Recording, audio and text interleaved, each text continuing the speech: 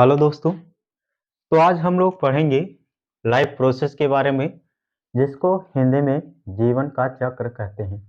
Life process का मतलब क्या होता है कि जो हमारे जीवन में जितनी भी चीज़ें हो रही हैं, चाहे वो ग्रोथ हो, चाहे एक्सक्रेशन हो, चाहे रिस्पायरेशन हो और चाहे सर्कुलेशन हो। ग्रोथ का मतलब कोई भी लिविंग थिंग्स है, उसमें क्या हो रहा है। मान लीजिए छोटा सा पौधा है, तो ये बड़ा हो रहा है, फिर उससे बड़ा हो रहा है, यानी हम कह सकते हैं कि इसमें ग्रोथ हो रहा है। ठीक है। तो यानी ये जो आ, ये क्या है, ये लिविंग थिंग्स का क्या है, प्रोसेस है। यानी ये सारी चीजें हमें लिविंग थिंग्स में देखने को मिलती हैं, लेकिन अगर नॉन लिविंग थिंग्स में देखें तो ये सारी चीजें हमें देखने को नहीं मिलती है। ग्रोथ का मतलब क्या होता है, कोई भी चीज बढ़ता है। और एक्सक्रीशन का मतलब क्या होता है कि जैसे हम कोई भी चीज खाएं पिए तो वो बाहर कैसे निकाला जाता है, उसको एक्सक्रेशन कहते हैं। रेस्पिरेशन का मतलब क्या होता है कि जो हम सांस लेते हैं, यानी हवा को अंदर लेते हैं और उसको बाहर निकालते हैं, उसको कहते हैं रेस्पिरेशन। उसके बाद सर्कुलेशन का मतलब क्या होता है, हमारे शरीर में क्या है कि ब्लड फ्लो कर रहा है। ठीक है। किसके माध्यम से, सर्कुलेशन, यानी वो हमारे शरीर में चारों तरफ ब्लड सर्कुलेशन, तो उसी को हम लोग कहते हैं सर्कुलेशन। अब आए एक बात हमें देखने को मिलता है कि लाइफ प्रोसेस क्या होता है। जैसे इस लेसन का चैप्टर का नाम है कि लाइफ प्रोसेस क्या है, तो हम लाइफ प्रोसेस के बारे में जानेंगे। सबसे पहले लाइफ प्रोसेस का डिफिनेशन देख लेते हैं। All the process like respiration, digestion and which together keep the living organisms. मतलब क्या हुआ कि चाहे जो भी जो जितने भी प्रोसेस हैं, लाइक रेस्पिरेशन, चाहे वो डाइजेशन हो, एक साथ जो लिविंग थिंग्स में क्या करते हैं, टुगेदर मतलब साथ साथ काम करते हैं। और क्या करने के लिए, जो ऑर्गेनिजम्स हैं, यानी ऑर्गेनिजम्स मतलब क्या हुआ कि जो हम लोग हैं, जैसे लिविंग थिंग्स हैं, उनको एलाइव, एलाइव मतलब क्या होता है, जीवित रहने के लिए। यानी एलाइव मतलब क्या होता है, जीवित रहने के लिए। कोई भी जंतु है, कोई भी ऑर्गेनिजम्स है, उसको जीवित रहने के लिए क्या जरूरी है, लाइफ प्रोसेस में जो भी प्रोसेस होते हैं, चाहे वो डाइजेशन हो और चाहे रेस्पिरेशन हो, ये सारी चीजें क्या हैं, जरूरत है। क्यों जरूरत है, and perform the job of maintain is called life process. यानी जितनी भी प्रोसेस हमारे शरीर में हो रही हैं, चाहे वो रेस्पिरेशन हो, चाहे डाइजेशन हो, और चाहे उसको जिंदा रहने के लिए जो भी चीजें हमें जरूरत होती हैं, और क्या होता है, बॉडी मेंटेन। मतलब ये हुआ कि जो हमारे बॉडी को मेंटेन रखता है, ये सारी चीजें हमारी बॉडी को मेंटेन रखता है। मेंटेन मतलब बहुत संतुलित रखता है, उसको कहते हैं लाइफ प्रोसेस। ठीक है। मतलब ये हुआ कि they are the process like respiration, digestion, which together keep the living organisms alive and perform the job of body maintenance are called life process। ठीक है। तो इतना समझ में आया। हम लाइफ प्रोसेस के बारे में देख चुके हैं। अब इसके कुछ एग्जाम्पल देखते हैं कि लाइफ प्रोसेस में कौन कौन से एग्जाम्पल आते हैं। तो लाइफ प्रोसेस में देखा जाए तो मेनली 5 ही आते हैं, जैसे ग्रोथ हो गया। कोई भी बॉडी है, मान लीजिए लिविंग थिंग्स हैं, लिविंग ऑर्गेनिजम्स है, तो उसमें सबसे पहले क्या होगा, ग्रोथ होगा। यानी कोई भी लिविंग थिंग्स है तो उसमें क्या होगा, ग्रोथ। ग्रोथ मतलब क्या होता है, बढ़ना। ठीक है। यानी कोई भी लिविंग थिंग्स है, वो छोटा है तो बढ़ेगा, उसको हम कहते हैं ग्रोथ। ये कैसे होगा, ये जब आप भोजन करेंगे तो उसी से होगा। दूसरा आता है डाइजेशन। डाइजेशन मतलब क्या होता है, इसको हिंदी में पाचन कहते हैं। ठीक है। इसको हिंदी में पाचन कहते हैं। यानी कोई भी भोजन हम लोग फूड लिए, इनटेक किए, तो क्या हुआ कि हमारे पेट में गया, हमारे स्टमक में गया, उसके बाद क्या हुआ, वो जो भोजन था वो भोजन डाइजेस्ट हुआ और हमारी बॉडी में यूज हुआ। उसके बाद रिस्पायरेशन एंड रेस्पिरेशन मतलब क्या होते हैं कि जो हम सांस लेते हैं उसके बाद सर्कुलेशन यानी हमारे जो बॉडी में ब्लड सर्कुलेट कर रहा है, घूम रहा है, वह सर्कुलेशन हो गया। एंड एक्सक्रेशन का मतलब होता है कि जो भी वेस्ट मटेरियल है यानी खराब मटेरियल है उसको बाहर निकालना, ठीक है, उसको बाहर निकालना, यानी जो खराब चीजें उसको खराब चीजें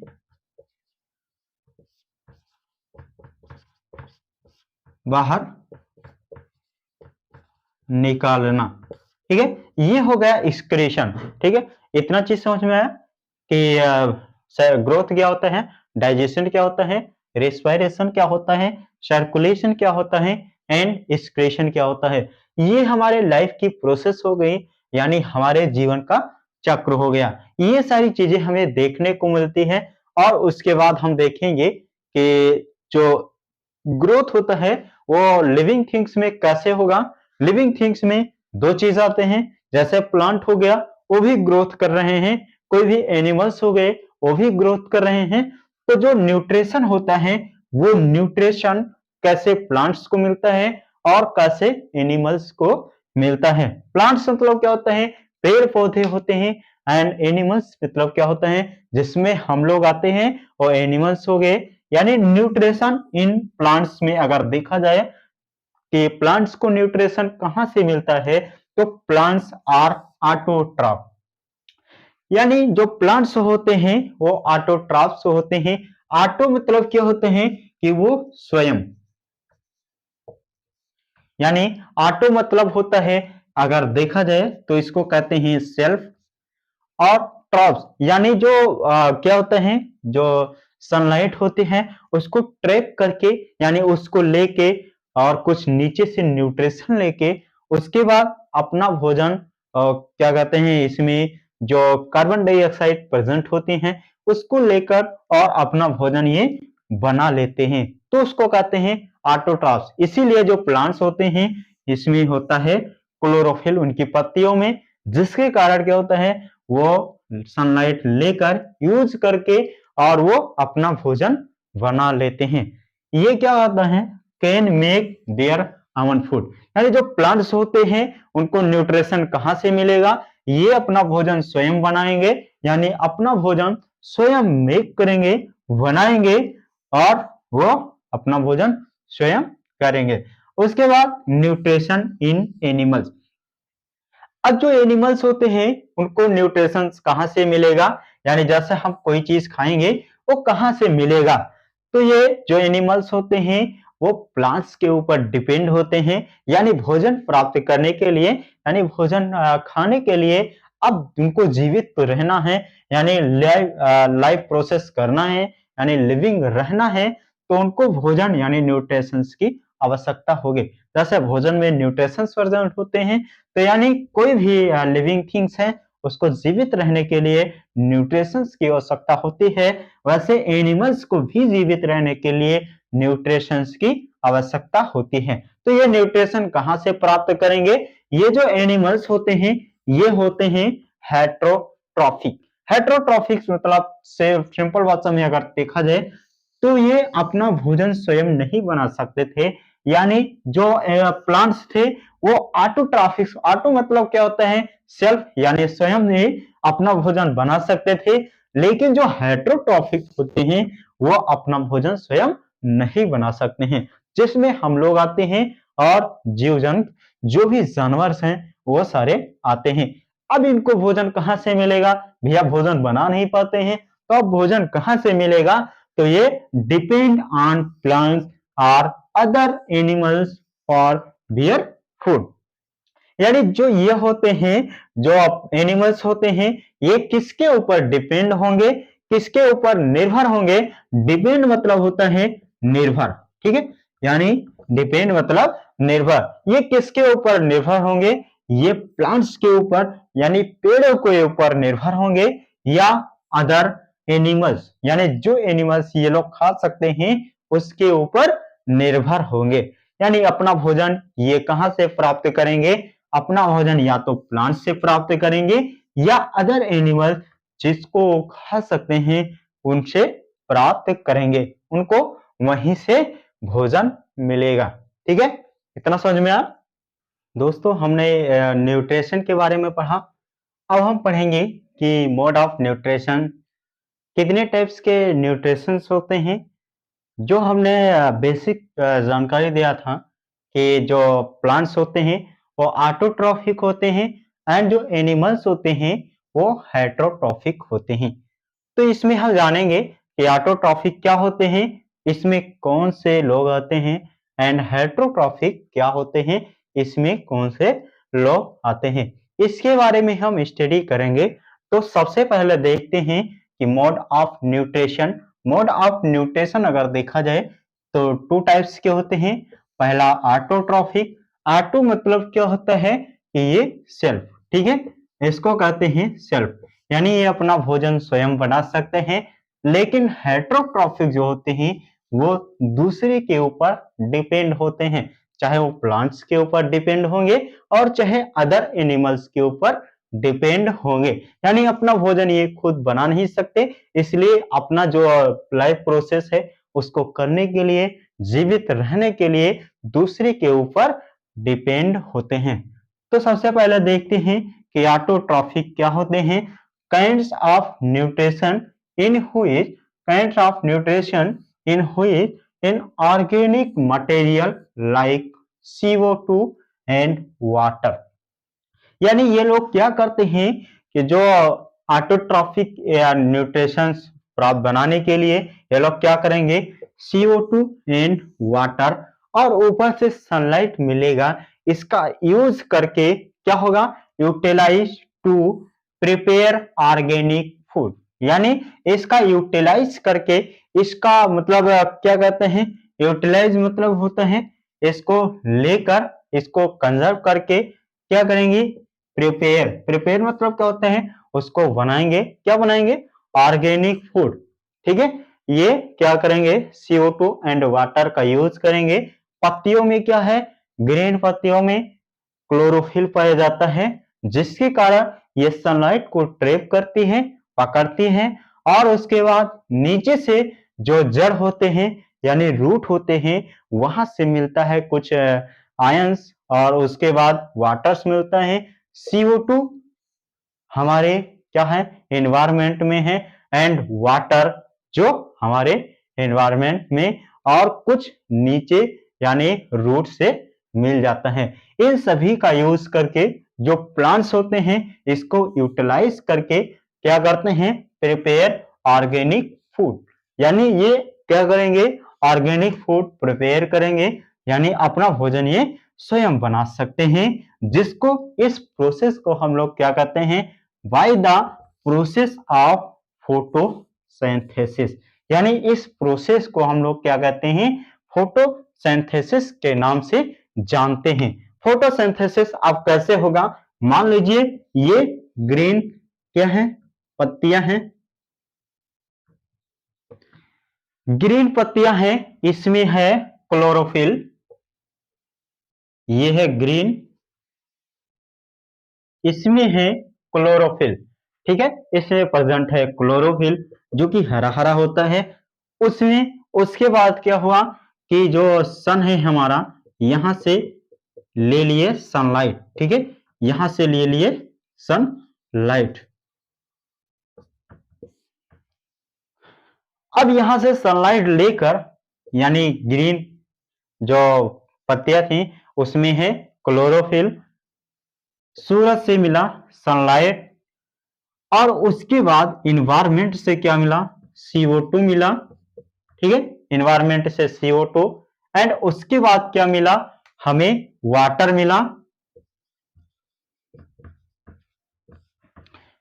और उसके बाद में नीचे से जो क्या है, जो मिनरल्स है वो हमारी रूट लेकर आएंगी, कुछ जो मिनरल्स होंगी उसको लेकर आएंगे। ठीक है, ये मिनरल्स नीचे से लेकर आएंगे और पूरा प्रोसेस करेंगे, जिस प्रोसेस को हम लोग कहते हैं फोटोसिंथेसिस। ये हम डीपली में थोड़ा आगे पढ़ेंगे। अभी हम जानते हैं कि ऑटोट्रॉफिक क्या होते हैं। तो ऑटोट्रॉफिक ऐसे एनिमल्स होते हैं, जो प्लांट्स होते हैं। और ऑटोट्रॉफिक क्या होते हैं? ऑटोट्रॉफिक ऐसे प्लांट्स होते हैं जो अपना भोजन स्वयं बना सकते हैं। ठीक है, ये कैसे भोजन बनाएंगे? ये सनलाइट का यूज करके, CO2 का यूज करके, वाटर का यूज करके, मिनरल का यूज करके, उसको यूटिलाइज करके ऑर्गेनिक फूड तैयार करेंगे। ठीक है, इस प्रोसेस को हम लोग कहते हैं फोटोसिंथेसिस। ठीक है, जिसको हिंदी में प्रकाश संश्लेषण के नाम से जाना जाता है। इसको ही हिंदी में प्रकाश संश्लेषण, यानी इसको हिंदी में प्रकाश संश्लेषण, ठीक है, इसको हिंदी में प्रकाश संश्लेषण के नाम से भी जाना जाता है। इसमें कौन आएंगे? इसमें अगर देखा जाए तो इसमें जितने भी ग्रीन प्लांट्स हैं वो सारे के सारे इसमें आएंगे, जो कि अपना भोजन बना लेंगे। ठीक है, उसके बाद हम पढ़ते हैं ऑटोट्रॉफ, हम लोग पढ़ चुके हैं। उसके बाद पढ़ते हैं हेटरोट्रॉफिक एनिमल्स कौन से होते हैं। ठीक है, हेटरोट्रॉफिक ऑर्गेनिजम्स ऐसे ऑर्गेनिजम्स होंगे जो अपने भोजन स्वयं नहीं बना सकते हैं, यानी वो अपना भोजन सेल्फ बना नहीं सकते हैं। ठीक है, kind of nutrition in which organisms do not possess the ability to synthesize their own food. They depend on autotrophs for their food supply directly or indirectly. कहने का मतलब ये हुआ कि इसमें जो न्यूट्रिशंस प्राप्त करने के लिए जो ऑर्गेनिजम्स होते हैं वो किस पर डिपेंड होंगे? ये डिपेंड होंगे ऑटोट्रॉफ्स पर। ऑटोट्रॉफ्स पर डिपेंड होंगे, वो चाहे डायरेक्टली हो और चाहे इनडायरेक्टली। डायरेक्टली का मतलब क्या हुआ कि मान लीजिए कोई प्लांट्स है, अगर उसको गाय, या क्या हुआ, गाय जिसको काऊ कहते हैं, या डियर, ठीक है, जो हिरन होता है, उसको डायरेक्टली खा लिया तो डायरेक्टली हो गया। इनडायरेक्टली का मतलब क्या हुआ कि मान लीजिए डियर खाया, डियर से फिर डियर को किसने खाया? शेर ने खाया, लायन ने खाया, तो वो इनडायरेक्टली हो गया। ठीक है, इसका मतलब यही होता है। तो यानी जो हेटरोट्रॉफिक एनिमल्स होते हैं वो अपना न्यूट्रिशन प्राप्त करने के लिए, ये इनके पास एबिलिटी नहीं होती है क्या करने के लिए? सिंथेसाइज देयर फूड, यानी अपना भोजन बनाने के लिए इनके पास वैसी एबिलिटी नहीं होती है, जिससे वो लोग क्या होंगे, वो अपना भोजन कैसे प्राप्त करेंगे? ये ऑटोट्रॉफ्स एनिमल्स, वो जो प्लांट्स होते हैं उनसे प्राप्त करेंगे। ठीक है, यानी वो अपना भोजन ऑटोट्रॉफिक एनिमल से प्राप्त करेंगे, वो चाहे डायरेक्टली हो और चाहे इनडायरेक्टली हो। डायरेक्टली का मतलब वो डायरेक्ट उस पर निर्भर रहेंगे, जैसे डियर हो गया, काऊ हो गया। और इनडायरेक्टली का मतलब जैसे शेर लोग हैं, वो इनडायरेक्टली उनके ऊपर निर्भर हैं। ठीक है, वो जैसे इसमें दो एग्जांपल याद रखिए, ये एक एनिमल्स वाला और एक फंगी वाला। फंगी मतलब जो व्हाइट व्हाइट होता है उसको फंगी कहते हैं, और जो ग्रीन होता है उसको एल्गी कहते हैं। जो ग्रीन होगा वो अपना भोजन स्वयं बना लेगा। ठीक है, तो ये जो फंगी है ये भी दूसरे के ऊपर डिपेंड होता है। यानी इतना समझ में आया? ठीक है, ये पूरा अच्छे से देख लीजिए, इसका नोट्स भी तैयार कर लीजिए, क्योंकि ऐसे आपको नोट्स बनाना है, अच्छे से स्लो स्लो आराम से पढ़ते जाना है। ठीक है, तो दोस्तों हम लोग जो ऑटोट्रॉफिक न्यूट्रिशन था उसके बारे में हम लोग जान चुके थे कि ऑटोट्रॉफिक क्या होते हैं। अब हम ऑटोट्रॉफिक न्यूट्रिशन ये कैसे बनते हैं इसके बारे में हम लोग पढ़ेंगे। ठीक है, तो ऑटोट्रॉफिक जो होते हैं वो क्या करेंगे? जो ऑटोट्रॉफ्स जो प्लांट्स होंगे वो किसका यूज करेंगे? सिंपल ऑर्गेनिक मटेरियल का।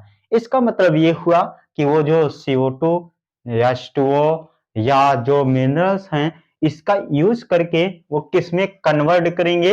वो कन्वर्ट करेंगे complex high energy molecules carbohydrate में।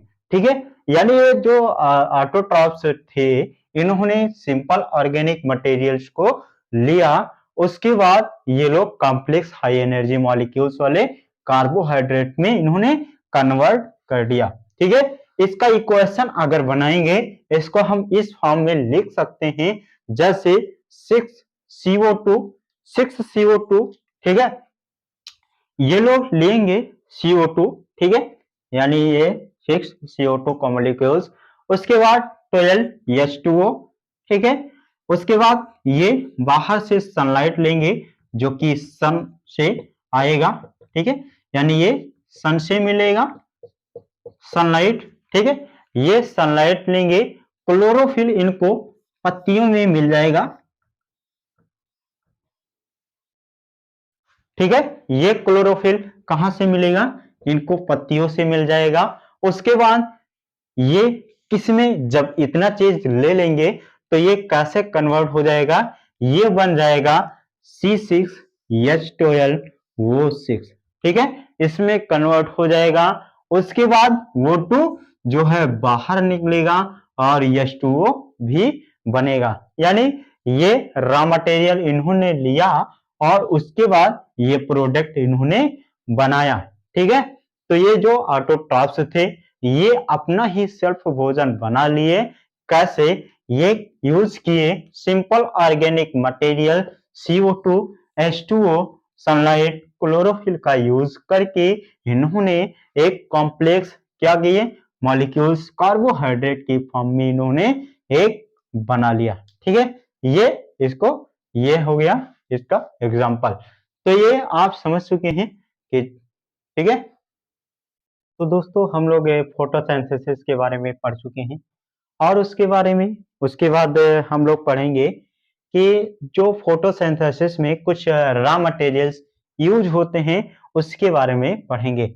जैसे सनलाइट जो है वो हमें कहाँ से मिलता है, वो हमें सन से मिलता है, यानी सूरज से मिलता है। ठीक है, यानी जो सनलाइट होंगी उसमें रॉ मटेरियल सनलाइट भी है, क्लोरोफिल भी है, CO2 भी है एंड वाटर, मिनरल, ये सारी चीजें हैं, ये हमें क्या है, रॉ मटेरियल्स हैं। ठीक है, यानी ये सारी चीजें जो आप देख पा रहे हैं, चाहे वो सनलाइट हो, चाहे क्लोरोफिल हो, चाहे CO2 हो, चाहे वाटर हो, यानी जितने भी रॉ मटेरियल अलग से यूज कर रहे हैं उसको कहते हैं रॉ मटेरियल्स। ठीक है, यानी जो मटेरियल अलग से यूज कर रहे हैं उसको कहते हैं रॉ मटेरियल। तो उन्हीं के बारे में हम लोग पढ़ेंगे। ठीक है, तो सनलाइट जो है वो सन से मिल जाता है और क्लोरोफिल का क्या वर्क होता है, सनलाइट एब्जॉर्ब बाय क्लोरोफिल। अब सनलाइट तो भाई घूम रहा है लेकिन इसको एब्जॉर्ब करने वाला कोई नहीं है, ट्रैप करने वाला कोई नहीं है। तो ये किसका काम होता है, अगर पौधों के पास क्लोरोफिल नहीं होती, जैसे ये मान लीजिए ग्रीन प्लांट्स हैं, उसमें अगर जो पत्तियां हैं इसमें क्या है, इसमें अगर ग्रीन पिगमेंट क्लोरोफिल प्रेजेंट नहीं होता तो ये क्या होता, ये लोग अपना भोजन नहीं बना सकते थे। क्यों नहीं बना सकते थे, क्योंकि ये लोग क्या करते, सनलाइट को ट्रैप नहीं कर पाते, यानी पकड़ नहीं पाते, जिससे क्या होता है कि ये लोग भोजन अपना नहीं बना सकते हैं। तो क्लोरोफिल का मेन वर्क क्या होता है, सनलाइट एब्जॉर्ब बाय क्लोरोफिल, यानी जो सनलाइट आ रही है वो क्लोरोफिल एब्जॉर्ब करेगा। उसके बाद हम CO2 के बारे में पढ़ते हैं कि CO2 क्या है और कहां से इंटर करता है, इंटर थ्रू स्टोमेटा।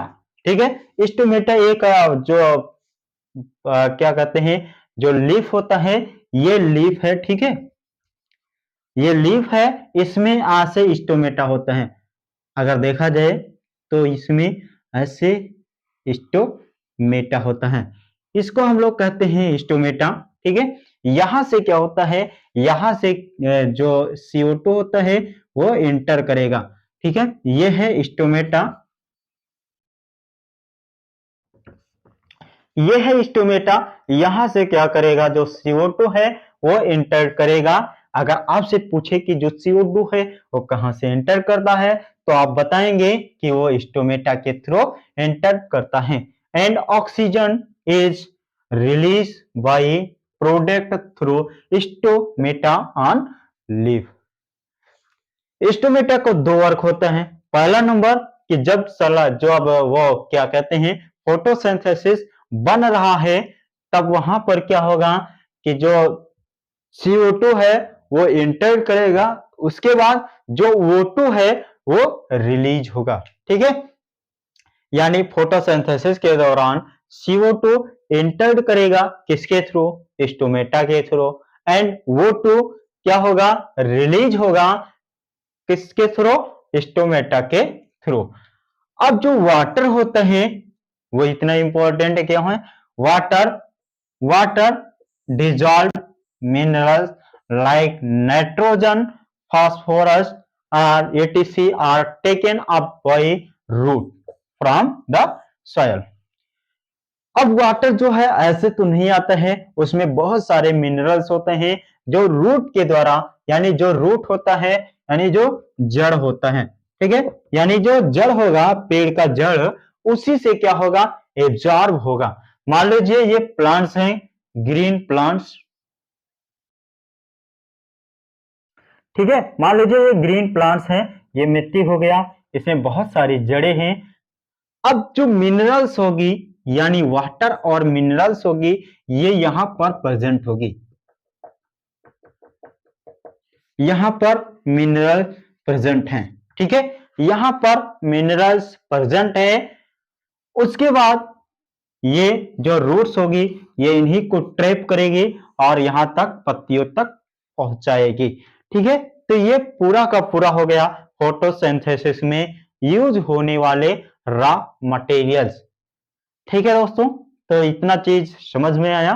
उसके बाद ये आप नोट्स बना लीजिए जो हम पढ़ाए हैं आगे।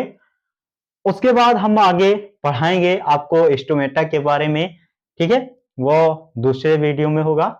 स्टोमेटा के बारे में हम आपको पढ़ाएंगे अच्छे से, अगर, ठीक है दोस्तों।